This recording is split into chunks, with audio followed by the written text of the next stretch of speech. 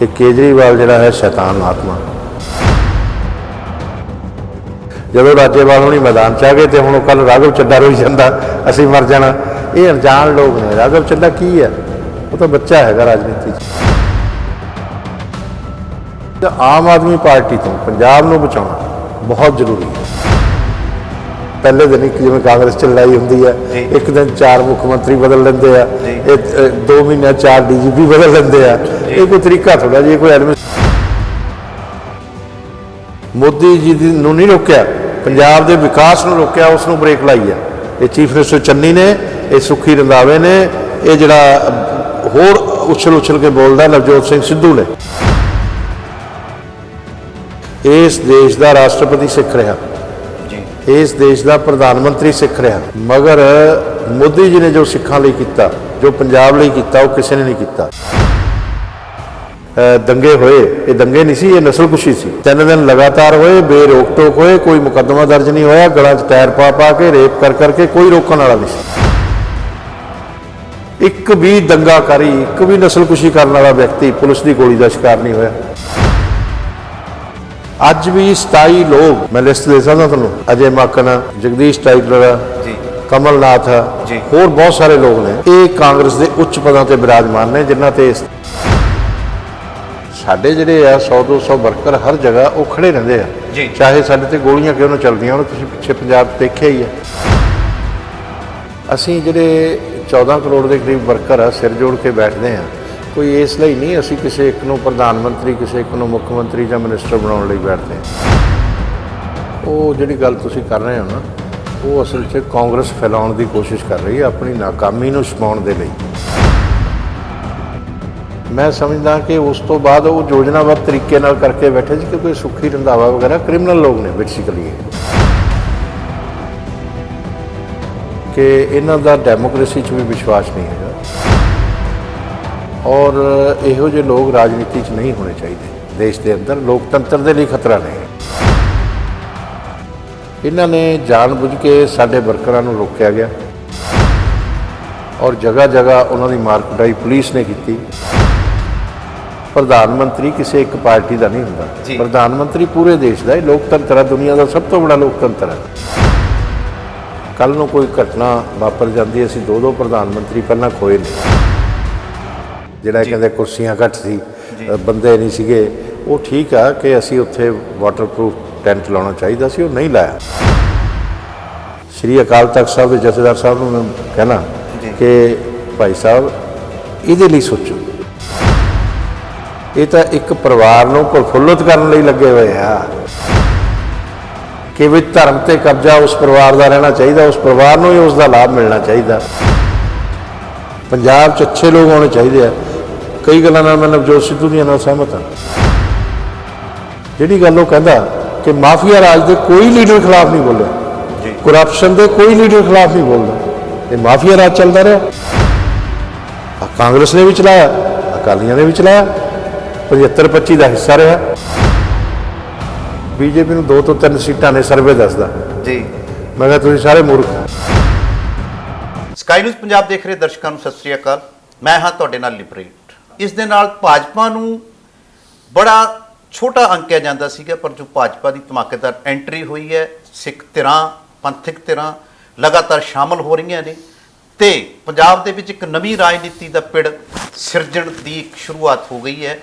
चोणां तो बाद की हुंदा है, जां उस दे विच भाजपा किहड़े स्थान ते रहिंदी है, जां भाजपा आपकी स्थापति किस तरह करती है, क्योंकि विरोधी तरह कहिंदियां ने कि तां साडे सिर ते चलदी रही है।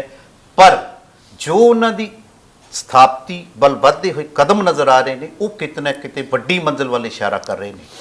अजिहियां स्थितियां बारे जानण दे वास्ते साडे नाल पंजाब भाजपा तो हैगे ने हरजीत सिंह गरेवाल जी, जो इक्को एक पंजाब तो आगू ने, जो फायर ब्रांड आगू मन्ने जाते हैं तो कौमी कार्यकारिणी के मैंबर ने।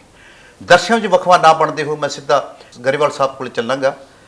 गरेवाल साहब, स्काई न्यूज़ पंजाब से तुहाडा स्वागत। शुक्रिया जी, धन्यवाद। गरेवाल साहब, भाजपा नूं अंडर एस्टीमेट किया जाता सीगा कि पंजाब दे विच भाजपा नूं एक संप्रदायिक वाली पार्टी मन्निया जाता है, वो किवें स्थापति करेगी। पर जिस तरह वो परत दर परत अपनी परतां खोल रही है, तुसीं इस ते की कहोगे? ਦੇਖੋ ਪਹਿਲੀ ਗੱਲ ਤਾਂ ਮੈਂ ਸਮਝਦਾ ਕਿ ਜਿਹੜੇ ਘੱਟ ਆਂਕ ਰਹੇ ਸੀ ਜੀ ਜਿਹੜੀ ਮੈਂਬਰਸ਼ਿਪ ਦੇ ਹਿਸਾਬ ਨਾਲ ਦੁਨੀਆ ਦਾ ਸਭ ਤੋਂ ਬੜਾ ਰਾਜਨੀਤਿਕ ਦਲ ਹੋਏ ਜੀ ਪਹਿਲਾਂ ਪੀਪਲਸ ਪਾਰਟੀ ਆਫ ਚਾਈਨਾ ਸੀ ਜੀ ਉਸ ਤੋਂ ਬਾਅਦ ਮੈਂਬਰਸ਼ਿਪ ਦੀ ਸਟਰੈਂਥ ਦੇ ਹਿਸਾਬ ਨਾਲ ਭਾਜਪਾ ਹੋ ਗਈ ਜੀ ਤੇ ਉਸ ਨੂੰ ਘੱਟ ਆਂਕਣਾ ਤਾਂ ਮੈਂ ਸਮਝਦਾ ਪੋਲੀਟੀਸ਼ੀਅਨ ਦੀ ਨਾ ਸਮਝੀ ਹੈ ਜੀ ਔਰ ਇਹ ਠੀਕ ਹੈ ਕਿ ਪੰਜਾਬ 'ਚ ਅਸੀਂ 23 ਸੀਟਾਂ ਲੜਦੇ ਰਹੇ ਆ 200 ਕਿਲੋਮੀਟਰ ਦਾ ਮਾਲਵੇ ਦਾ ਏਰੀਆ ਖਾਲੀ ਰਿਹਾ ਜੀ 3 ਸੀਟਾਂ ਇੱਕ ਬਾਰਡਰ ਦੀਆਂ ਲੜਦੇ ਰਹੇ ਇੱਕ ਸਾਈਡ ਦੀਆਂ ਲੋਕ ਸਭਾ ਜੀ ਬਾਕੀ ਖਾਲੀ ਰਿਹਾ ਪਰ ਉਹਦਾ ਮਤਲਬ ਇਹ ਨਹੀਂ ਹੈ ਕਿ ਅਸੀਂ ਕੋਈ ਕਮਜ਼ੋਰ ਸੀਗੇ ਸਾਡਾ ਕੈਡਰ ਤਾਂ ਸਭ ਜਗ੍ਹਾ ਹੀ ਹੁੰਦਾ ਕੈਡਰ ਬੇਸਡ ਕਮ ਮਾਸ ਬੇਸ ਆਰਗੇਨਾਈਜੇਸ਼ਨ ਹੈ ਜੀ ਜਿਹੜੀ ਕਾਂਗਰਸ ਆ ਉਹ ਮਾਸ ਬੇਸ ਆਰਗੇਨਾਈਜੇਸ਼ਨ ਨੇ ਇੱਕ ਹਵਾ ਦੇ ਰੁਖ ਨਾਲ ਆਈਆਂ ਜਦੋਂ ਹਵਾ ਦੀ ਵੇਵ ਚੱਲ ਪਈ ਉਦੋਂ ਹੋਇਆ ਸਾਡੇ ਜਿਹੜੇ ਆ 100-200 ਵਰਕਰ ਹਰ ਜਗ੍ਹਾ ਉਹ ਖੜੇ ਰਹਿੰਦੇ ਆ ਚਾਹੇ ਸਾਡੇ ਤੇ ਗੋਲੀਆਂ ਕਿਉਂ ਨਾ ਚੱਲਦੀਆਂ ਉਹਨੂੰ ਤੁਸੀਂ ਪਿੱਛੇ ਪੰਜਾਬ 'ਚ ਦੇਖਿਆ ਹੀ ਆ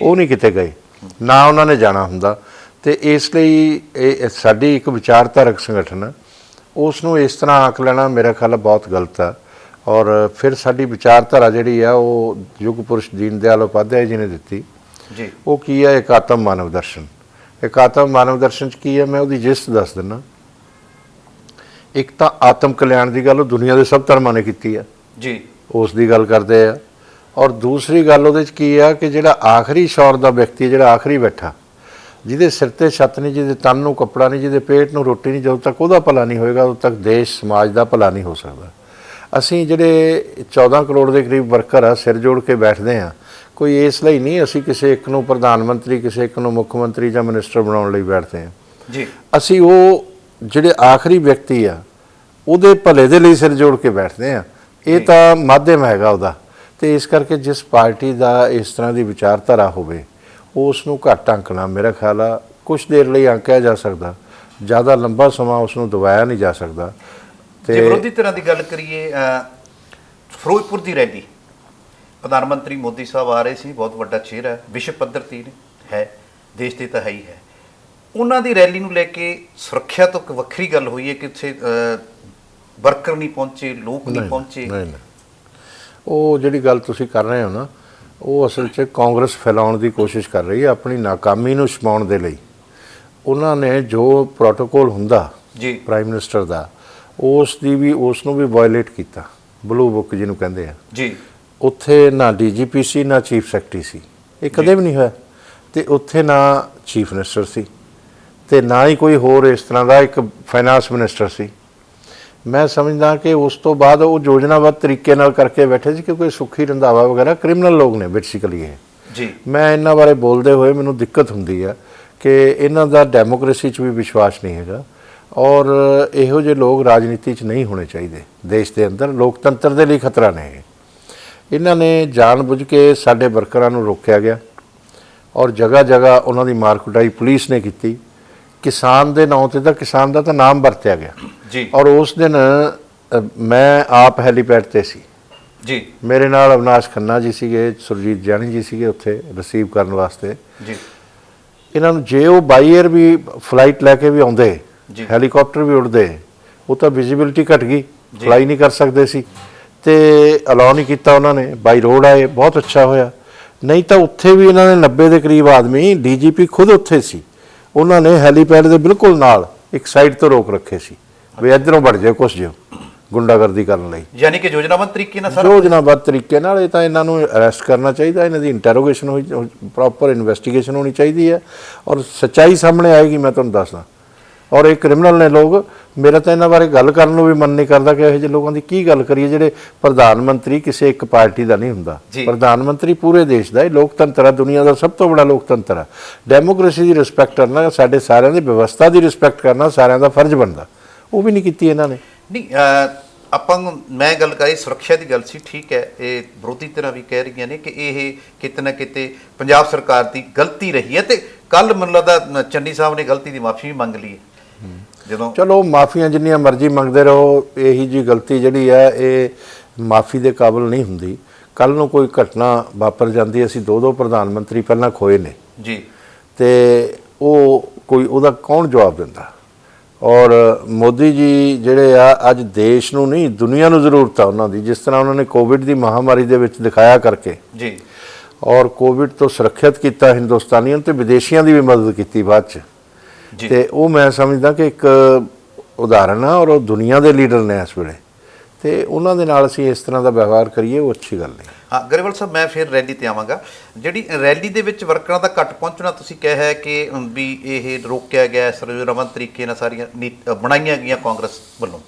ਹੁਣ ਗੱਲ ਇਹ ਹੈ ਕਿ ਉੱਥੋਂ ਮੰਨਿਆ ਜਾ ਰਿਹਾ ਸੀਗਾ ਮੋਦੀ PM ਮੋਦੀ ਸਾਹਿਬ ਉੱਥੋਂ ਭਾਜਪਾ ਦੀ ਇੱਕ ਚੋਣ ਮੁਹਿੰਮ ਦਾ ਵਿਗਲ ਸ਼ੁਰੂ ਕਰਨਗੇ, ਤੇ 42,000 ਤੋਂ ਜ਼ਿਆਦਾ ਇੱਕ ਦੇ ਪ੍ਰੋਜੈਕਟ ਸੀਗੇ ਉਹ ਐਲਾਨਣੇ ਸੀਗੇ। ਮੈਂ ਤੁਹਾਨੂੰ ਦੱਸਦਾ ਜੀ, ਅਸਲ 'ਚ ਉਹਨਾਂ ਨੇ ਪਹਿਲਾਂ ਜਾਣਾ ਸੀ, 2 ਪ੍ਰੋਗਰਾਮ ਤਾਂ ਸਰਕਾਰੀ ਸੀ, ਜਿਹੜਾ ਕਹਿੰਦੇ ਕੁਰਸੀਆਂ ਘੱਟ ਸੀ, ਬੰਦੇ ਨਹੀਂ ਸੀਗੇ।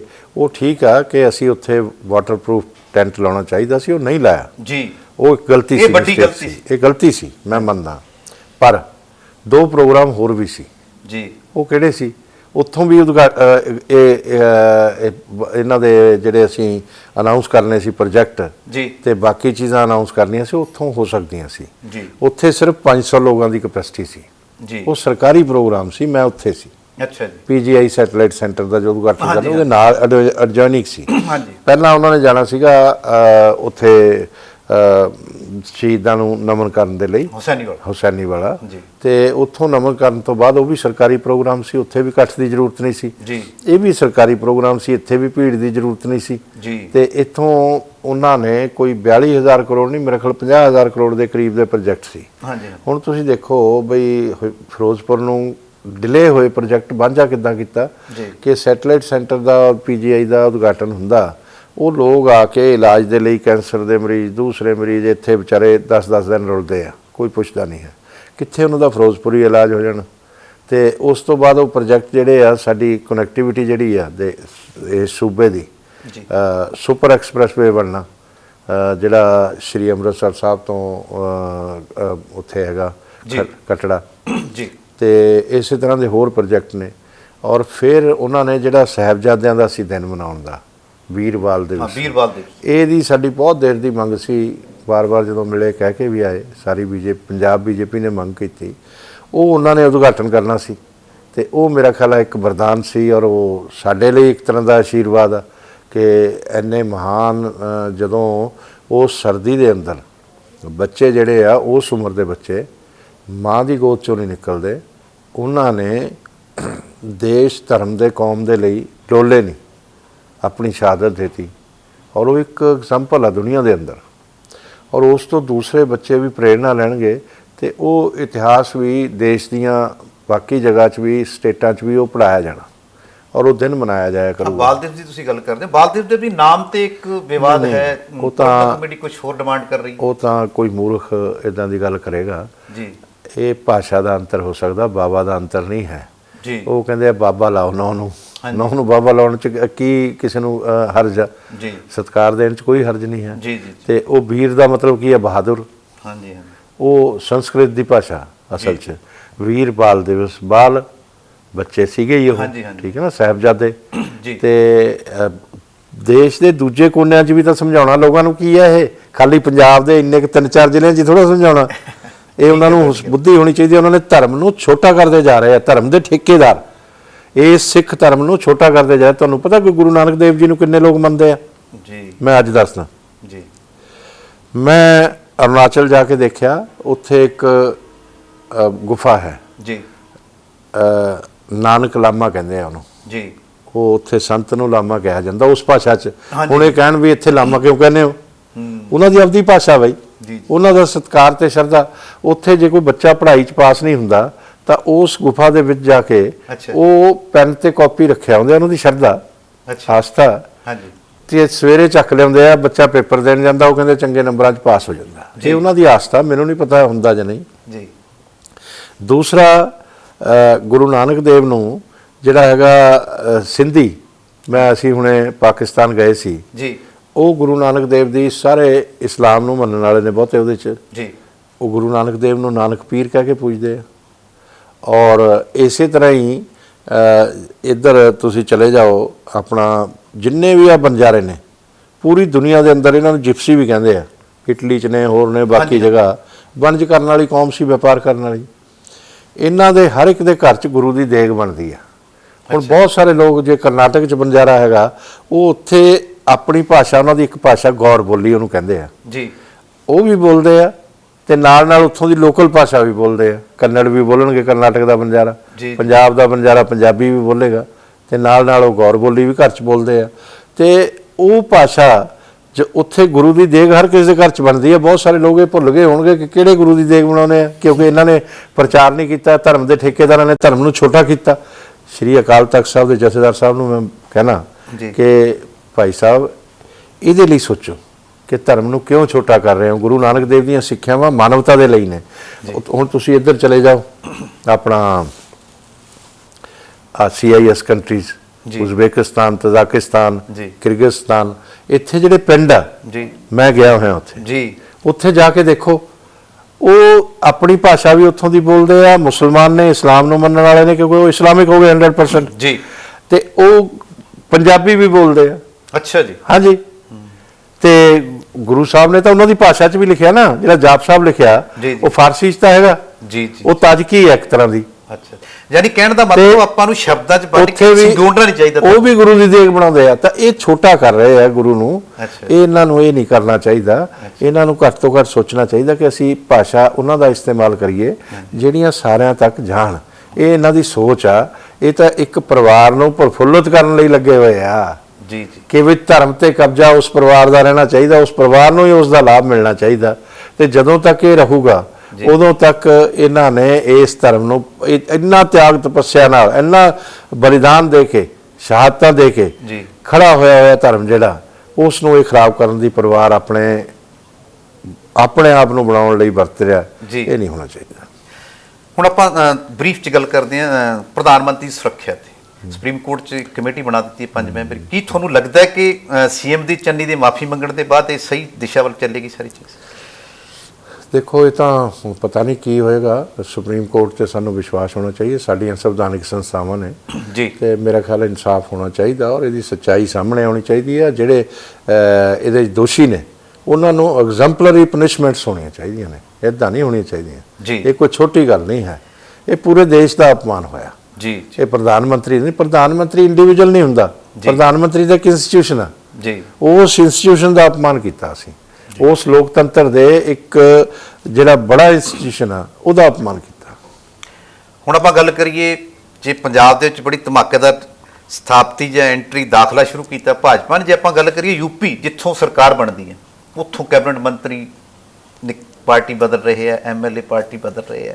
ਇਹ ਕਿਤੇ ਨਾ ਕਿਤੇ ਭਾਜਪਾ ਜੇ ਇੱਧਰੋਂ ਅਪ ਹੋਣ ਦੀ ਕੋਸ਼ਿਸ਼ ਕਰੀਏ, ਯੂਪੀ 'ਚੋਂ ਡਾਊਨ ਹੋਣ ਦੀ ਨਹੀਂ ਚੱਲ ਰਹੀ ਗੱਲ? ਨਹੀਂ, ਕੋਈ ਡਾਊਨ ਨਹੀਂ ਹੋ ਰਹੀ।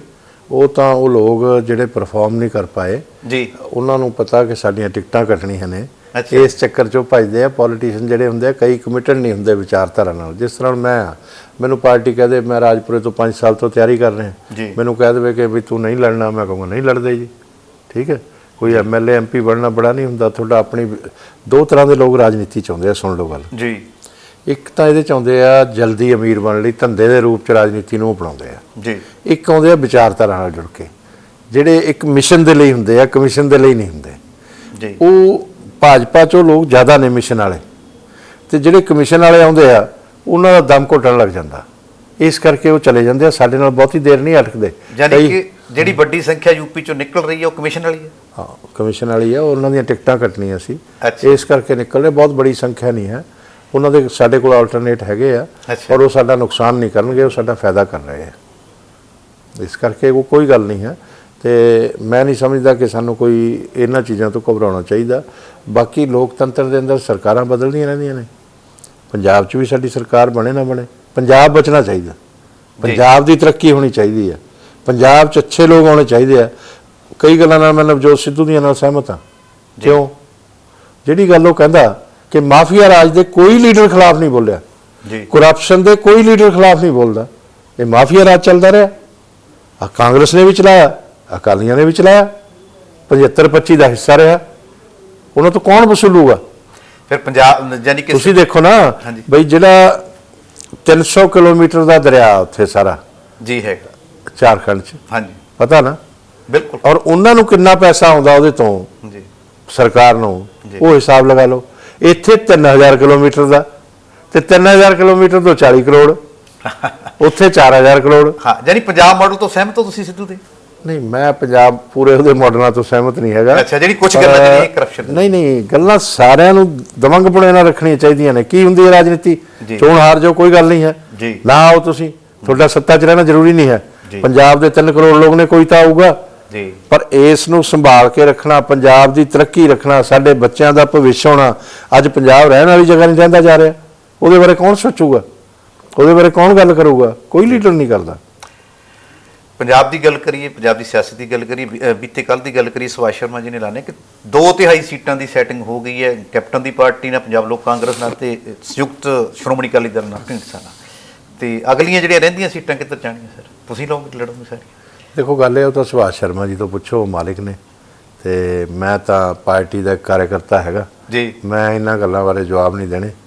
ਤੇ ਜਿੱਥੇ ਮੇਰੇ ਕੋਲ ਕੋਈ ਜ਼ਿੰਮੇਵਾਰੀ ਹੋਊਗੀ ਉਸ ਦੇ ਬਾਰੇ ਮੈਂ ਜਵਾਬ ਦਊਂਗਾ। ਇਹ ਤਾਂ ਉਹਨਾਂ ਨੇ ਪਾਰਟੀ ਚਲਾਉਣੀ ਹੈ, ਕਿੱਦਾਂ ਕੌਮੀ ਕਾਰਜਕਾਰਨੀ ਦੇ ਹੈਗੇ ਉਹ ਕੌਮੀ ਕਾਰਜਕਾਰਨੀ। ਤੁਹਾਡੇ ਕੋਲ ਰਿਪੋਰਟ ਤਾਂ ਕੋਈ ਆਈ ਹੋਣੀ ਸਰ? ਨਹੀਂ, ਪਤਾ ਤਾਂ ਸਾਰਾ ਕੁਝ ਹੁੰਦਾ, ਪਰ ਮੈਂ ਕਿਸੇ ਦੇ ਕੰਮ 'ਚ ਇੰਟਰਫੇਅਰ ਨਹੀਂ ਕਰਦਾ। ਔਰ ਜਿਹੜੇ ਲੋਕ ਪਾਰਟੀ ਚਲਾ ਰਹੇ ਆ ਉਹਨਾਂ ਨੂੰ ਚਲਾਉਣ ਦੇਣੀ ਚਾਹੀਦੀ ਹੈ ਜੀ। ਤੇ ਉਸ ਤੋਂ ਬਾਅਦ ਗੱਲ ਕਰਾਂਗੇ, ਕੋਈ ਐਸੀ ਗੱਲ ਨਹੀਂ ਹੈ। ਕਿੰਨੀਆਂ ਸੀਟਾਂ ਆਉਣ ਦੀ ਸੰਭਾਵਨਾ ਭਾਜਪਾ ਨੂੰ? ਹੈ, ਭਾਜਪਾ ਨੂੰ ਕਿੰਨੀਆਂ ਸੀਟਾਂ ਆਉਣ ਦੀ ਸੰਭਾਵਨਾ ਹੈ? ਮੈਂ ਤਾਂ ਸਮਝਦਾ ਅਸੀਂ ਵੱਡੀ ਰਾਜਨੀਤਿਕ ਧਿਰ ਹੋਵਾਂਗੇ। ਕਿੰਨੀਆਂ ਸੀਟਾਂ ਤਾਂ ਕੋਈ ਜੋਤਸ਼ੀ ਦੱਸਦਾ ਹੁੰਦਾ ਜੀ। ਇਹ ਤਾਂ ਆਉਣ ਵਾਲੇ ਟਾਈਮ 'ਚ, ਜੇ ਤਾਂ ਅਸੀਂ ਕੈਂਡੀਡੇਟ ਨਹੀਂ ਦਿੱਤੇ, ਕਈ ਲੋਕ ਕਹਿੰਦੇ ਬੀਜੇਪੀ ਨੂੰ 2 ਤੋਂ 3 ਸੀਟਾਂ ਨੇ, ਸਰਵੇ ਦੱਸਦਾ ਜੀ।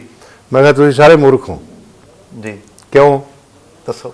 ਬਈ ਅਕਾਲੀ ਦਲ ਨੇ ਆਪਣੇ ਕੈਂਡੀਡੇਟ ਅਨਾਉਂਸ ਕਰਤੇ ਜੀ, ਆਮ ਆਦਮੀ ਪਾਰਟੀ ਨੇ ਆਪਣੇ ਕੈਂਡੀਡੇਟ ਅਨਾਉਂਸ ਕਰਤੇ ਜੀ, ਕਾਂਗਰਸ ਨੇ ਅਜੇ ਕਰਨੇ ਆ, ਬੀਜੇਪੀ ਨੇ ਅਜੇ ਕਰਨੇ ਆ ਜੀ। ਜਦੋਂ ਉਹ ਉਮੀਦਵਾਰ ਸਾਹਮਣੇ ਆਉਣਗੇ, ਜਦੋਂ ਦੂਲਾ ਹੀ ਨਹੀਂ, ਬਿਨਾਂ ਦੂਲੇ ਦੇ ਬਰਾਤ ਕਿੱਥੋਂ ਹੋਊਗੀ? ਉਹਦਾ ਸਰਵੇ ਕਿੱਥੋਂ ਠੀਕ ਆ ਜੂ? ਜੀ। ਪਹਿਲਾਂ ਦੂਲਾ ਤਾਂ ਪੇਸ਼ ਕਰੋ। ਬੀਜੇਪੀ ਦੇ ਦੂਲੇ ਅਜੇ ਆਉਣੇ ਆ, ਕਾਂਗਰਸ ਦੇ ਅਜੇ ਆਉਣੇ ਆ, ਤੇ ਫਿਰ ਪਤਾ ਲੱਗੂਗਾ ਕਿਹੜਾ ਮਜ਼ਬੂਤ ਆ।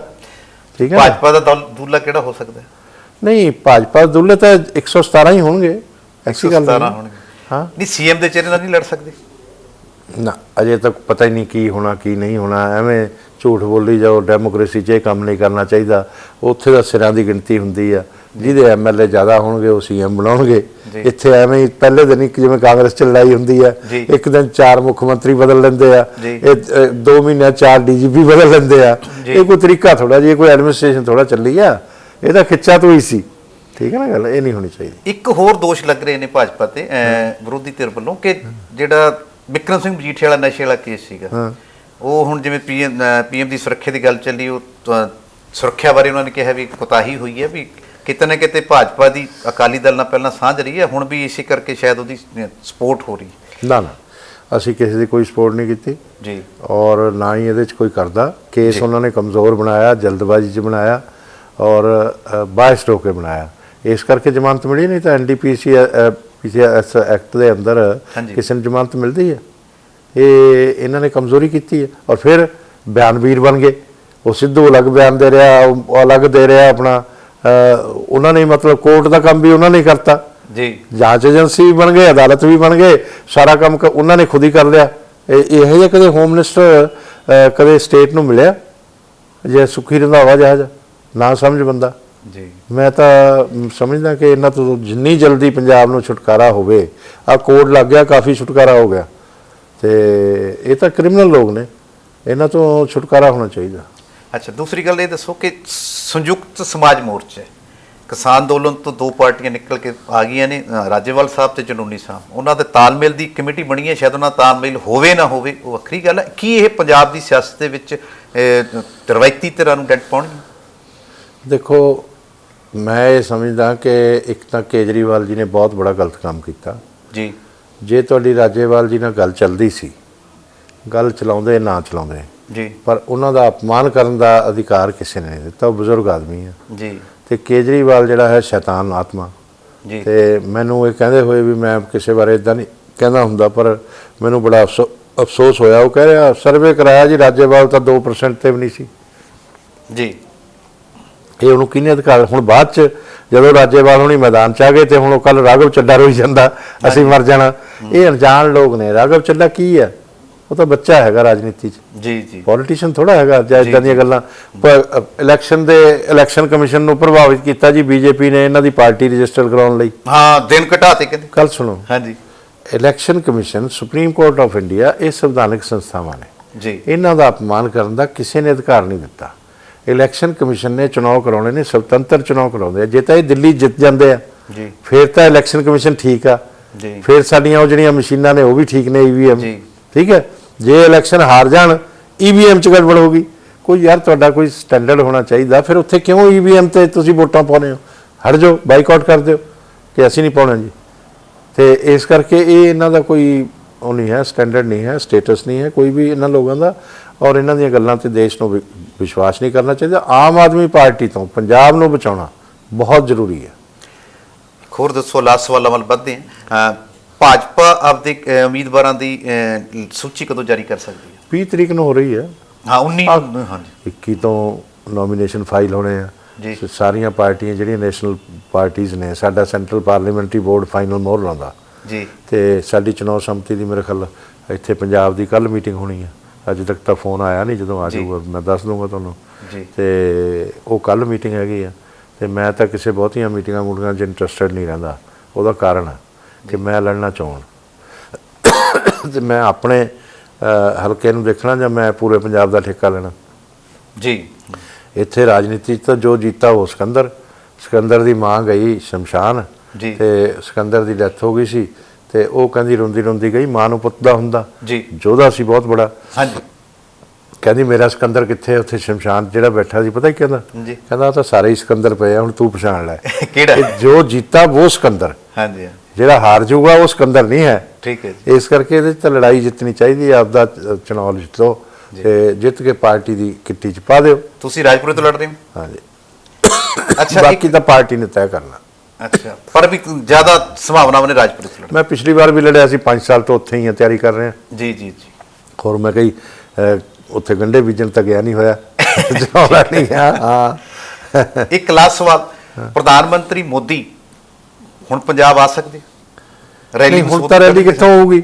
ਹੁਣ ਤਾਂ ਇਲੈਕਸ਼ਨ ਕਮਿਸ਼ਨ ਦੀਆਂ ਰਿਸਟ੍ਰਿਕਸ਼ਨਸ ਨੇ। ਹਾਂਜੀ, ਉਹਦੇ ਜਿਹੜਾ ਕੋਡ ਆ ਉਹਦਾ ਪਾਲਣ ਕਰਨਾ ਪੈਣਾ। ਹਾਂਜੀ। ਇਲੈਕਸ਼ਨ ਕਮਿਸ਼ਨ ਅਲਾਉ ਕਰੂਗਾ ਫਿਰ ਆ ਜਾਣਗੇ, ਨਹੀਂ ਹੋਏਗਾ ਤਾਂ ਹੁਣ ਉਹ ਘੋਸ਼ਣਾਵਾਂ ਵੀ ਨਹੀਂ ਕਰ ਸਕਦੇ ਜੀ, ਕਿ ਕੋਡ ਲੱਗ ਗਿਆ। ਇਹ ਜਿਹੜੇ ਲੋਕਾਂ ਨੇ ਮੋਦੀ ਜੀ ਦਾ, ਇਹ ਕਾਂਗਰਸ ਨੇ ਹਾਂਜੀ, ਮੋਦੀ ਜੀ ਨੂੰ ਨਹੀਂ ਰੋਕਿਆ, ਪੰਜਾਬ ਦੇ ਵਿਕਾਸ ਨੂੰ ਰੋਕਿਆ, ਉਸ ਨੂੰ ਬ੍ਰੇਕ ਲਾਈ ਆ। ਇਹ ਚੀਫ ਮਿਨਿਸਟਰ ਚੰਨੀ ਨੇ, ਇਹ ਸੁਖੀ ਰੰਧਾਵੇ ਨੇ, ਇਹ ਜਿਹੜਾ ਹੋਰ ਉਛਲ ਕੇ ਬੋਲਦਾ ਨਵਜੋਤ ਸਿੰਘ ਸਿੱਧੂ ਨੇ ਜੀ, ਔਰ ਜਿਹੜੇ ਇਹਨਾਂ ਨਾਲ ਕਮਿਊਨਿਸਟ ਮਿਲੇ ਹੋਏ ਸੀ। ਇਹ ਕਮਿਊਨਿਸਟਾਂ ਦਾ ਕੰਮ ਸੀ, ਇਹਨਾਂ ਦੇ ਨਾਲ ਮਿਲ ਕੇ ਕੀਤਾ ਔਰ ਬੜੀ ਯੋਜਨਾ ਬਣਾ ਕੇ ਉਹਦੇ ਪੈਸੇ ਦਿੱਤੇ ਇਹਨਾਂ ਨੇ। ਔਰ ਮੋਦੀ ਜੀ ਦੀ ਜਿੱਥੇ ਕਾਫਲਾ ਜਾ ਕੇ ਰੁਕਿਆ, ਉੱਥੇ ਸਾਡੇ ਪੂਰਵ IAS ਅਧਿਕਾਰੀ ਸੀ ਲਿੱਦੜ ਸਾਹਿਬ, ਉਹ ਵੀ ਉੱਥੇ ਮੌਕੇ ਤੇ ਹਾਜ਼ਰ ਸੀ। ਰਾਜਪੁਰੇ ਦੀਆਂ ਬੱਸਾਂ ਵੀ ਸੀਗੀਆਂ ਉੱਥੇ ਰੁਕੀਆਂ ਹੋਈਆਂ ਜੀ। ਉਸ ਵੇਲੇ ਖੁਦ ਅਧਿਕਾਰੀ ਜਿਹੜੇ ਆ ਪੁਲਿਸ ਆਫੀਸਰ, ਉਹ ਜਾਂਚ ਦਾ ਵਿਸ਼ਾ ਜੀ, ਉਹਨਾਂ ਲੋਕਾਂ ਨੂੰ ਲੈ ਕੇ ਆਏ। ਉਹਨਾਂ ਕਿਸਾਨਾਂ ਨੇ ਕੀ ਬਿਆਨ ਦਿੱਤਾ? ਕਿਸਾਨ ਸੀ ਜਾਂ ਨਹੀਂ ਸੀ ਉਹ ਨਹੀਂ ਮੈਨੂੰ ਪਤਾ, ਕਮਿਊਨਿਸਟ ਸੀਗੇ।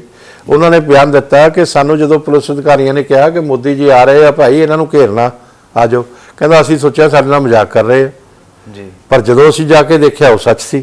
ਉਹ ਲੈ ਕੇ ਗਏ ਨੇ ਸਕਾਟ ਕਰਕੇ। ਤੇ ਇਸ ਕਰਕੇ ਇਹ ਇੱਕ ਬਹੁਤ ਬੜਾ ਅਪਰਾਧ ਕੀਤਾ ਔਰ ਇਹ ਪੁਲਿਸ ਤੇ ਪ੍ਰਸ਼ਾਸਨ ਦਾ ਸਿਆਸੀਕਰਨ ਕੀਤਾ ਗਿਆ, ਜਿਹੜਾ ਨਹੀਂ ਹੋਣਾ ਚਾਹੀਦਾ। ਭਾਜਪਾ ਦੇ ਏਜੰਡੇ ਕੀ ਰਹਿਣਗੇ ਪੰਜਾਬ ਵਾਸਤੇ ਮੁੱਖ? ਆ ਸੰਕਲਪ ਪੱਤਰ ਆਉਣ ਵਾਲਾ ਹੀ ਹੈ, ਉਹਦੀ ਘੋਸ਼ਣਾ ਹੋ ਜਾਣੀ ਹੈ ਤੇ ਉਹਦੇ 'ਚ ਪਤਾ ਲੱਗ ਜਾਣਾ ਕੀ ਏਜੰਡੇ ਆ। ਮੈਂ ਤਾਂ ਇੱਕੋ ਹੀ ਗੱਲ ਕਹਿਣਾ ਕਿ ਵੀ ਝੂਠ ਨਹੀਂ ਬੋਲਣਾ ਚਾਹੀਦਾ ਸੱਤਾ ਪਾਉਣ ਲਈ। ਜੀ, ਐਵੇਂ ਝੂਠਾ ਵਾਅਦਾ ਨਾ ਕਰਿਓ ਤੇ ਜੋ ਗੱਲ ਕਰਨੀ ਹੈ ਉਹ ਸੱਚੀ ਕਰਿਓ। ਮੈਂ ਤਾਂ ਇਸ ਚੀਜ਼ ਦੇ ਹੱਕ 'ਚ ਨਹੀਂ, ਤੁਸੀਂ ਚੁਣਾਵ ਜਿੱਤੋ ਜਾਂ ਹਾਰੋ ਜੀ, ਪਰ ਝੂਠੇ ਵਾਅਦੇ ਨਾ ਕਰੋ, ਕੋਈ ਵੀ ਪਾਰਟੀ ਨਾ ਕਰੇ। ਔਰ ਇਹਦੇ ਨਾਲ ਪੰਜਾਬ ਦਾ ਨੁਕਸਾਨ ਹੋ ਰਿਹਾ ਬਹੁਤ ਬੜਾ। ਕੈਪਟਨ ਨਾਲ ਆਉਣ ਨਾਲ ਫਾਇਦਾ ਹੋਊ ਭਾਜਪਾ ਨੂੰ? ਇਹ ਤਾਂ ਕੈਪਟਨ ਸਾਹਿਬ ਹੀ ਦੱਸ ਸਕਦੇ ਆ ਨਹੀਂ, ਜਾਂ ਬਾਕੀ ਤੁਸੀਂ ਨਹੀਂ। ਇੱਕ ਭਾਗੀਦਾਰੀ ਬਣਾਈ ਹੈ ਅਕਾਲੀ ਦਲ ਤੋਂ ਬਾਅਦ, ਮੇਰੇ ਹਿਸਾਬ ਨਾਲ ਕੈਪਟਨ ਨੂੰ ਚੰਗੀ ਪ੍ਰੈਫਰੈਂਸ ਦਿੱਤੀ ਗਈ ਹੈ ਭਾਜਪਾ ਦੇ ਵਿੱਚ। ਇਸ ਤਰ੍ਹਾਂ ਪ੍ਰੈਫਰੈਂਸ ਦੀ ਗੱਲ ਨਹੀਂ ਹੈ ਜੀ ਭਾਜਪਾ 94 ਸੀਟਾਂ ਤੇ ਚੁਣਾਵ ਨਹੀਂ ਲੜਦੀ ਸੀ ਜੀ। ਸਾਨੂੰ ਕੋਈ ਨਾ ਕੋਈ ਤਾਂ ਭਾਈਵਾਲ ਚਾਹੀਦਾ ਸੀ, ਇੱਕਦਮ ਤਾਂ ਅਸੀਂ ਸਾਰੀਆਂ ਸੀਟਾਂ ਤੇ ਨਹੀਂ ਲੜ ਸਕਦੇ ਨਾ ਜੀ ਠੀਕ ਹੈ। ਤੇ ਟਾਈਮ ਬੜਾ ਘੱਟ ਬਚ ਗਿਆ ਸੀ ਜੀ। ਫਿਰ ਸਾਡੇ ਵਰਕਰਾਂ ਤੇ ਰਾਜਨੀਤਿਕ ਆਤੰਕਵਾਦ ਸੀ, ਜ਼ੁਲਮ ਹੋ ਰਿਹਾ ਸੀ, ਸਰਕਾਰੀ ਆਤੰਕਵਾਦ ਸੀ ਜੀ, ਉਹਨਾਂ ਦੀ ਮਾਰ ਕੁਟਾਈ ਹੋ ਰਹੀ ਸੀ, ਉਹਨਾਂ ਦੇ ਅਦਾਰੇ ਬੰਦ ਕੀਤੇ ਜਾ ਰਹੇ ਸੀ ਜੀ। ਤੇ ਇਸ ਲਈ ਸਾਡੇ ਜੋ ਸੁਵਿਧਾ ਬਣੀ ਉਹ ਸੋਚ ਕੇ ਕੀਤਾ ਗਿਆ ਔਰ ਵਧੀਆ ਹੋਇਆ। ਠੀਕ ਆ, ਜੋ ਹੋਊਗਾ ਉਹ ਸਾਹਮਣੇ ਹੀ ਆ ਜਾਣਾ। ਠੀਕ ਹੈ ਨਾ ਗੱਲ। ਮੈਂ ਐਵੇਂ ਪਹਿਲਾਂ ਬੜੀਆਂ ਗੱਲਾਂ ਕਰਾਂ, ਮੇਰੀ ਨਹੀਂ ਇਹ ਆਦਤ, ਪਤਾ ਲੱਗ ਜਾਣਾ। ਪਰ ਮੈਨੂੰ ਇਹ ਲੱਗਦਾ ਕਿ ਵੀ ਮੋਦੀ ਜੀ ਦੇ ਲਈ ਵੇਵ ਚੱਲ ਰਹੀ ਹੈ ਪੰਜਾਬ 'ਚ ਜੀ। ਜਿਵੇਂ ਹਵਾ ਬਾਕੀ ਜਗ੍ਹਾ ਚੱਲਦੀ ਹੈ ਨਾ, ਜੀ। ਇੱਥੇ ਹਵਾ ਚੱਲ ਰਹੀ ਹੈ ਕਿ ਮੋਦੀ ਜੀ ਤੋਂ ਬਿਨਾਂ, ਕਿਉਂਕਿ ਦੇਖੋ ਜਿੱਥੇ ਜਿਹੜੀ ਕੇਂਦਰ 'ਚ ਸਰਕਾਰ ਹੋਵੇ ਜੀ ਉਹੀ ਗਵਰਨਮੈਂਟ ਸਟੇਟ 'ਚ ਹੋਣੀ ਚਾਹੀਦੀ ਹੈ।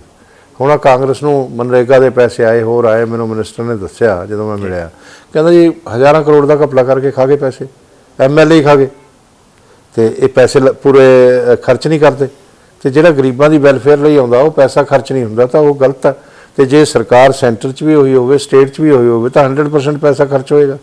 ਇਸ ਕਰਕੇ ਕੇਂਦਰ 'ਚ ਭਾਜਪਾ ਦੀ ਸਰਕਾਰ ਆ, ਤਾਂ ਸਟੇਟ 'ਚ ਵੀ ਭਾਜਪਾ ਦੀ ਸਰਕਾਰ ਹੋਣੀ ਚਾਹੀਦੀ ਹੈ, ਉਹ ਇੱਕ ਲਾਭ ਦੇਗੀ। ਪੰਥਕ ਧਿਰਾਂ ਨੂੰ ਭਾਜਪਾ ਬੜੀ ਜਲਦੀ ਬਹੁਤ ਨੇੜੇ ਲਾ ਰਹੀ ਹੈ। ਜਿਵੇਂ ਆਪਾਂ ਬੀਤੇ ਦਿਨਾਂ ਦੀ ਗੱਲ ਕਰੀਏ, ਦਮਦਮੀ ਟਕਸਾਲ ਤੋਂ ਉਹਨਾਂ ਦੀ ਬੁਲਾਰੇ ਲੈ ਗਏ, ਹੋਰ ਜਿਵੇਂ ਮਨਜਿੰਦਰ ਸਿੰਘ ਸਾਹਿਬ ਬਹੁਤ ਵੱਡਾ ਚਿਹਰਾ ਪੰਥਕ ਧਿਰਾਂ ਤੇ ਪੰਥਕ ਜਿਵੇਂ ਦੋਸ਼ ਲੱਗ ਰਿਹਾ ਕਿ ਪੰਥ ਨੂੰ ਕਬਜ਼ੇ 'ਚ ਕਰਨ ਦੀ ਕੋਸ਼ਿਸ਼ ਕਰ ਰਹੀ ਭਾਜਪਾ। ਨਹੀਂ, ਇਹ ਤਾਂ ਆਪਣੇ ਆਪ ਆ ਰਹੇ ਨੇ। ਦੇਖੋ ਮੋਦੀ ਜੀ ਨੇ ਜੋ ਇਸ ਦੇਸ਼ ਦਾ ਰਾਸ਼ਟਰਪਤੀ ਸਿੱਖ ਰਿਹਾ ਜੀ, ਇਸ ਦੇਸ਼ ਦਾ ਪ੍ਰਧਾਨ ਮੰਤਰੀ ਸਿੱਖ ਰਿਹਾ ਜੀ, ਮਗਰ ਮੋਦੀ ਜੀ ਨੇ ਜੋ ਸਿੱਖਾਂ ਲਈ ਕੀਤਾ, ਜੋ ਪੰਜਾਬ ਲਈ ਕੀਤਾ, ਉਹ ਕਿਸੇ ਨੇ ਨਹੀਂ ਕੀਤਾ। 1984 ਦੀ ਨਸਲਕੁਸ਼ੀ ਜੀ, ਨਾ ਮੁਕੱਦਮੇ ਦਰਜ ਹੋਏ ਨਾ ਸਜ਼ਾ ਹੋਈ। ਜੇ ਉੱਥੇ ਦੰਗੇ ਹੋਏ, ਇਹ ਦੰਗੇ ਨਹੀਂ ਸੀ, ਇਹ ਨਸਲਕੁਸ਼ੀ ਸੀ ਜੀ। 3 ਦਿਨ ਲਗਾਤਾਰ ਹੋਏ, ਬੇਰੋਕ ਟੋਕ ਹੋਏ, ਕੋਈ ਮੁਕੱਦਮਾ ਦਰਜ ਨਹੀਂ ਹੋਇਆ, ਗਲਾਂ 'ਚ ਟਾਇਰ ਪਾ ਕੇ ਰੇਪ ਕਰਕੇ ਕੋਈ ਰੋਕਣ ਵਾਲਾ ਨਹੀਂ ਸੀ। ਠੀਕ ਹੈ, ਇੱਕ ਵੀ ਦੰਗਾਕਾਰੀ, ਇੱਕ ਵੀ ਨਸਲਕੁਸ਼ੀ ਕਰਨ ਵਾਲਾ ਵਿਅਕਤੀ ਪੁਲਿਸ ਦੀ ਗੋਲੀ ਦਾ ਸ਼ਿਕਾਰ ਨਹੀਂ ਹੋਇਆ। ਅੱਜ ਵੀ 27 ਲੋਕ, ਮੈਂ ਲਿਸਟ ਦੇ ਸਕਦਾ ਤੁਹਾਨੂੰ ਜੀ, ਅਜੇ ਮਾਕਨ, ਜਗਦੀਸ਼ ਟਾਈਟਲਰ ਜੀ, ਕਮਲਨਾਥ, ਹੋਰ ਬਹੁਤ ਸਾਰੇ ਲੋਕ ਨੇ, ਇਹ ਕਾਂਗਰਸ ਦੇ ਉੱਚ ਪਦਾਂ ਤੇ ਬਿਰਾਜਮਾਨ ਨੇ, ਜਿਨ੍ਹਾਂ ਤੇ ਇਸ ਚੀਜ਼ ਦੇ ਜਿਹੜੇ ਸ਼ੱਕ ਦੇ ਦਾਇਰੇ 'ਚ ਨੇ, ਜਿਨ੍ਹਾਂ ਤੇ ਦੋਸ਼ ਲੱਗੇ ਆ, ਕਈਆਂ ਦੀ ਜਾਂਚ ਵੀ ਚੱਲ ਰਹੀ ਆ। ਮੋਦੀ ਜੀ ਨੇ ਆ ਕੇ ਉਹ ਬੰਦ ਹੋਇਆ ਨਸਲਕੁਸ਼ੀ ਦੇ ਕੇਸ, ਸੱਜਣ ਕੁਮਾਰ ਬਰੀ ਹੋ ਗਿਆ, ਤੇ ਦੁਬਾਰਾ ਕੇਸ ਚਲਾ ਕੇ ਦੁਬਾਰਾ ਜੇਲ੍ਹ ਦੀਆਂ ਸਲਾਖਾਂ ਦੇ ਪਿੱਛੇ ਭਜਵਾਇਆ। ਯਾਨੀ ਭਾਜਪਾ ਪੰਜਾਬ ਦੇ ਸਿੱਖਾਂ ਦੀ ਰਹਿਬਰ, ਸੁਣ ਲਓ, ਰਹਿਬਰ ਨਹੀਂ ਹੈ। ਹਾਂਜੀ, ਜੋ ਕਰਨਾ ਚਾਹੀਦਾ ਸਿੱਖ ਕੋਈ, ਮੈਂ ਤੁਹਾਨੂੰ ਉਹ ਵੀ ਦੱਸ ਦੂੰਗਾ ਜੇ ਥੋੜਾ ਜਿਹਾ ਮੈਨੂੰ ਹੋਰ ਟਾਈਮ ਦੇ ਦਿਓ। ਠੀਕ ਹੈ ਜੀ। ਤੇ 300 ਤੋਂ ਵੱਧ ਲੋਕ ਕਾਲੀ ਸੂਚੀ ਸੀ, ਬਲੈਕ ਲਿਸਟ ਜੀ। ਕੋ ਪ੍ਰਧਾਨ ਮੰਤਰੀ ਸਿੱਖ ਰਿਹਾ, ਰਾਸ਼ਟਰਪਤੀ ਸਿੱਖ ਰਿਹਾ, ਭਾਈ ਉਹਨਾਂ ਨੇ ਕਿਉਂ ਨਹੀਂ, ਉਹ 36 ਸਾਲਾਂ ਤੋਂ ਘਰਾਂ 'ਚ ਨਹੀਂ ਸੀ ਆ ਪਾ ਰਹੇ, ਉਹਨਾਂ ਦਾ ਕੀ ਦੋਸ਼ ਸੀ? ਮੋਦੀ ਜੀ ਨੇ ਆ ਕੇ ਬਿਨਾਂ ਮੰਗੇ ਉਹ ਕਾਲੀ ਸੂਚੀ ਖਤਮ ਕਰਤੀ ਜੀ। ਇਹ ਪਹਿਲੀ ਵਾਰ ਹੋਇਆ। ਔਰ ਉਸ ਤੋਂ ਬਾਅਦ ਆ ਜਿਹੜਾ ਕਰਤਾਰਪੁਰ ਸਾਹਿਬ ਦਾ ਕੋਰੀਡੋਰ 70 ਸਾਲਾਂ ਦੀਆਂ ਅਰਦਾਸਾਂ ਨੂੰ ਬੂਰ ਪਾਇਆ ਜੀ, ਔਰ ਕੋਰੀਡੋਰ ਦਾ ਨਿਰਮਾਣ ਕਰਵਾਇਆ, ਫਿਰ ਕੋਵਿਡ ਦੀ ਵਜ੍ਹਾ ਕਰਕੇ ਬੰਦ ਹੋ ਗਿਆ। 110 ਕਰੋੜ ਤੋਂ ਵੱਧ ਲੋਕਾਂ ਨੂੰ ਕੋਵਿਡ ਦੀ ਵੈਕਸੀਨੇਸ਼ਨ ਕਰਕੇ ਹੁਣ ਤਾਂ 145 ਕਰੋੜ ਹੋ ਗਈ ਜੀ, ਤੇ 150 ਹੀ ਹੋ ਗਏ ਹੋਣੇ ਆ, ਤੇ ਉਹਨਾਂ ਨੂੰ ਮਹਾਮਾਰੀ ਤੋਂ ਸੁਰੱਖਿਅਤ ਕੀਤਾ, ਦੁਬਾਰਾ ਕੋਰੀਡੋਰ ਖੋਲ੍ਹਿਆ। ਪਹਿਲੇ ਯਾਤਰੂ ਅਸੀਂ ਸੀਗੇ ਉਹਦੇ 'ਚ ਜੀ। ਠੀਕ ਹੈ, ਉਸ ਤੋਂ ਬਾਅਦ ਜਿੰਨੇ ਵੀ ਸਿੱਖਾਂ ਦੇ ਲਈ ਕੰਮ ਕਰਨੇ ਸੀ ਔਰ ਜਿੰਨੇ ਵੀ ਖਾਲਸਾ ਦੇ ਲਈ ਕੰਮ ਰੁਕੇ ਹੋਏ ਸੀ, ਆ ਹੁਣ ਸਾਹਿਬਜ਼ਾਦਿਆਂ ਦਾ ਬਈ 75 ਸਾਲ ਹੋਣ ਵਾਲੇ ਆ ਆਜ਼ਾਦੀ ਨੂੰ।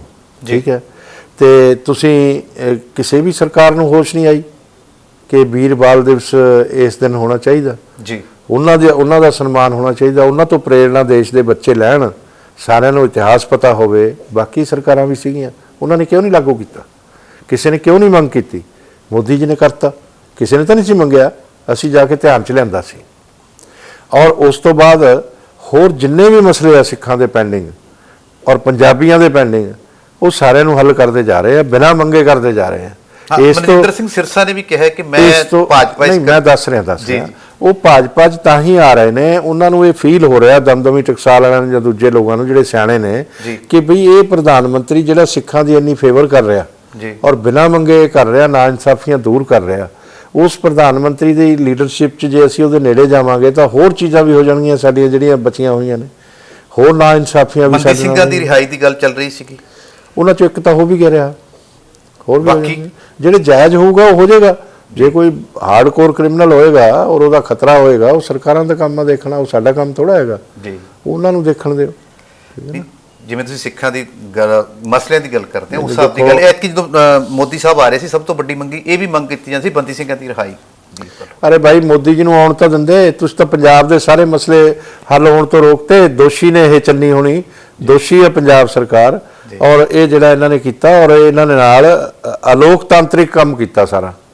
ਇਸ ਕਰਕੇ ਇਹ ਬਹੁਤ ਹੀ ਗਿਰਿਆ ਹੋਇਆ ਕੰਮ ਜਿਹੜਾ ਸਦੀਆਂ ਤੱਕ ਯਾਦ ਰਹੂਗਾ ਕਿ ਪੰਜਾਬ ਦੇ ਵਿਕਾਸ 'ਚ ਵੀ ਵਾਧਾ ਬਣੀ ਕਾਂਗਰਸ ਆਪਣੇ ਸਿਆਸੀ ਹਿੱਤਾਂ ਦੀ ਪੂਰਤੀ ਲਈ, ਤੇ ਇਹ ਇੱਕ ਸਭ ਤੋਂ ਬੁਰੀ ਗੱਲ ਹੋਈ ਹੈ।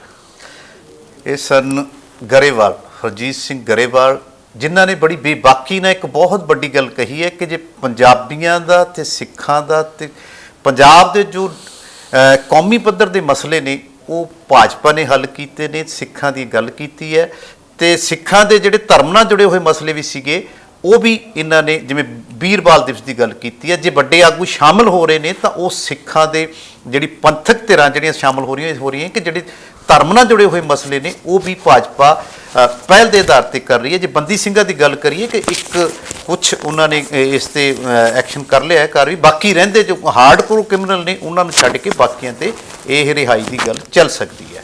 ਦੂਸਰੀ ਗੱਲ ਉਹਨਾਂ ਨੇ ਕਹੀ ਕਿ ਪੰਜਾਬ ਮਾਡਲ ਜੋ ਸਿੱਖ ਪੇਸ਼ ਕਰਦੇ ਨੇ ਉਹ 'ਚ ਕੁਝ ਗੱਲਾਂ ਜਿਹੜੀਆਂ ਹੈਗੀਆਂ ਭ੍ਰਿਸ਼ਟਾਚਾਰ ਦੀਆਂ ਉਹ ਉਹਨਾਂ ਨਾਲ ਸਹਿਮਤ ਨੇ। ਦੂਸਰੀ ਗੱਲ ਉਹਨਾਂ ਨੇ ਇਹ ਦਾਅਵਾ ਤਾਂ ਨਹੀਂ ਕੀਤਾ ਕਿ ਭਾਜਪਾ ਦੀ ਸਰਕਾਰ ਬਣੇਗੀ, ਪਰ ਇਹ ਜ਼ਰੂਰ ਕਿਹਾ ਕਿ ਭਾਜਪਾ ਇੱਕ ਵੱਡੀ ਧਿਰ ਬਣ ਕੇ ਉੱਭਰੇਗੀ ਤੇ ਲੋਕਾਂ ਦੀ ਹਿਤੈਸ਼ੀ ਪਾਰਟੀ ਹੋਏਗੀ। ਦੂਸਰਾ ਉਹਨਾਂ ਨੇ ਕਾਂਗਰਸ ਤੇ ਸਿੱਧੇ ਦੋਸ਼ ਲਾਏ ਨੇ, ਚਾਹੇ ਚੰਨੀ ਨੇ ਹੁਣ ਮਾਫੀ ਮੰਗ ਲਈ ਹੈ, ਬੀਤੇ ਕੱਲ੍ਹ ਦੀ ਗੱਲ ਕਰੀਏ ਤਾਂ ਉਹ ਬਹੁਤ ਵੱਡੇ ਗੁਨਹਗਾਰ ਨੇ, ਕਿਉਂਕਿ ਪੰਜਾਬ ਦੇ ਹਿੱਤਾਂ ਲਈ ਪ੍ਰਧਾਨ ਮੰਤਰੀ ਆਏ ਸੀਗੇ ਤੇ ਬਹੁਤ ਕਰੋੜਾਂ ਦੇ ਉਹਨਾਂ ਨੇ ਇੱਕ ਐਲਾਨ ਕਰਨੇ ਸਨ ਤੇ ਉਸ ਤੋਂ ਬਾਅਦ ਇੱਕ ਨਵੀਂ ਗੱਲ ਤੁਰਨੀ ਸੀਗੀ, ਪਰ ਕਿਤੇ ਨਾ ਕਿਤੇ ਸਿਆਸੀ ਹਿੱਤਾਂ ਲਈ ਕਾਂਗਰਸ ਵਿਉਂਤਬੱਧ ਨੀਤੀ ਨਾਲ ਉਸ ਨੂੰ ਰੋਕਿਆ ਤੇ ਇੱਕ ਵੱਡਾ ਮਸਲਾ ਹੋ ਗਿਆ ਜੋ ਦੇਸ਼ ਦੇ ਪ੍ਰਧਾਨ ਮੰਤਰੀ ਦੀ ਸੁਰੱਖਿਆ ਤੇ ਸਵਾਲ ਖੜੇ ਹੋ ਗਏ, ਜੋ ਕਿਤੇ ਬੀਤੇ ਤੇ ਕਈ ਬਹੁਤ ਯਾਨੀ ਪੰਜਾਬ ਦੇ ਲੋਕਤੰਤਰ ਵਿੱਚ ਜਾਂ ਦੇਸ਼ ਦੇ ਲੋਕਤੰਤਰ ਵਿੱਚ ਐਸੀ ਘਟਨਾ ਨਹੀਂ ਘਟੇਗੀ ਜਿਸ ਦਾ ਹਰਜਾਨਾ ਪੰਜਾਬੀਆਂ ਨੂੰ ਭੁਗਤਣਾ ਪਿਆ। ਸਿਆਸੀ ਹਿੱਤ ਇੱਕ ਸਿਆਸੀ ਧਿਰ ਦੇ ਰਹਿ ਗਏ। ਦੂਸਰੀ ਉਹਨਾਂ ਨੇ ਗੱਲ ਕੀਤੀ ਕਿ ਕਾਂਗਰਸ ਤੇ ਸਿੱਧੇ ਦੋਸ਼ ਲਾਏ, ਬਹੁਤੇ ਲੀਡਰਾਂ ਦੇ ਨਾਮ ਲਏ ਜਿਨ੍ਹਾਂ ਨੇ ਜਿਹੜੇ ਸਿੱਖ ਨਸਲਕੁਸ਼ੀ ਦੇ ਦੋਸ਼ੀ ਨੇ, ਜਿਨ੍ਹਾਂ ਨੇ ਜਿਵੇਂ ਅਜੇ ਮਾਕਨ ਦਾ ਨਾਂ ਲਿਆ, ਕਮਲਨਾਥ ਦਾ ਨਾਂ ਲਿਆ, ਜਿਹੜੀਆਂ ਕੰਪੇਨ ਜਿਹੜੀ ਚੋਣ ਕਮੇਟੀ ਦੇ ਮੈਂਬਰ ਨੇ ਉਹ ਕਹੇ ਜਿਹੇ ਉਮੀਦਵਾਰ ਦੇਣਗੇ ਵੀ ਸਵਾਲ ਖੜੇ ਕੀਤੇ ਨੇ। ਦੂਸਰਾ ਉਹਨਾਂ ਨੇ ਕਿਹਾ ਕਿ ਆਮ ਆਦਮੀ ਪਾਰਟੀ ਪੰਜਾਬ ਨੂੰ ਯਾਨੀ ਨੈਗੇਟਿਵ ਨਕਾਰਾਤਮਕ ਤਰੀਕੇ ਥੱਲੇ ਲਿਜਾ ਸਕਦੀ ਹੈ, ਜੋ ਪੰਜਾਬੀਆਂ ਨੂੰ ਸੋਚਣ ਦੀ ਲੋੜ ਹੈ, ਪਰ ਉਹ ਦਾਅਵਾ ਕਰਦੀ ਹੈ ਕਿ ਅਸੀਂ ਪੰਜਾਬ ਦੇ ਹਿੱਤਾਂ ਦੀ ਗੱਲ ਕਰਦੇ ਹਾਂ।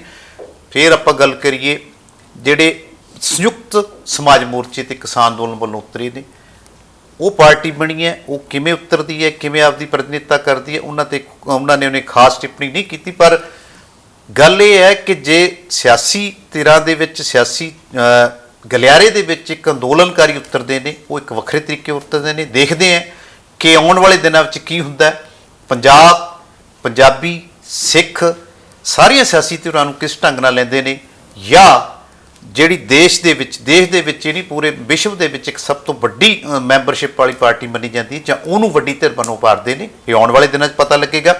ਅਸੀਂ ਜਿਹੜੀਆਂ ਚਰਚਾਵਾਂ ਦਰਸ਼ਕਾਂ ਸਾਹਮਣੇ ਪੇਸ਼ ਕਰਦੇ ਰਹਿੰਦੇ ਹਾਂ, ਜੇ ਸਾਡੀ ਚਰਚਾ ਸਾਡੇ ਇਹੋ ਜਿਹੇ ਵਿਚਾਰ ਜੋ ਆਗੂ ਪੇਸ਼ ਕਰਦੇ ਨੇ ਦਰਸ਼ਕਾਂ ਨੂੰ ਠੀਕ ਲੱਗਦੇ ਨੇ ਤਾਂ ਸਾਡੇ ਚੈਨਲ ਨੂੰ ਲਾਈਕ ਤੇ ਸਬਸਕ੍ਰਾਈਬ ਜ਼ਰੂਰ ਕਰਦੇ ਰਹਿਣ ਤੇ ਲਗਾਤਾਰ ਦੇਖਦੇ ਰਹਿਣ ਸਕਾਈ ਨਿਊਜ਼ ਪੰਜਾਬ।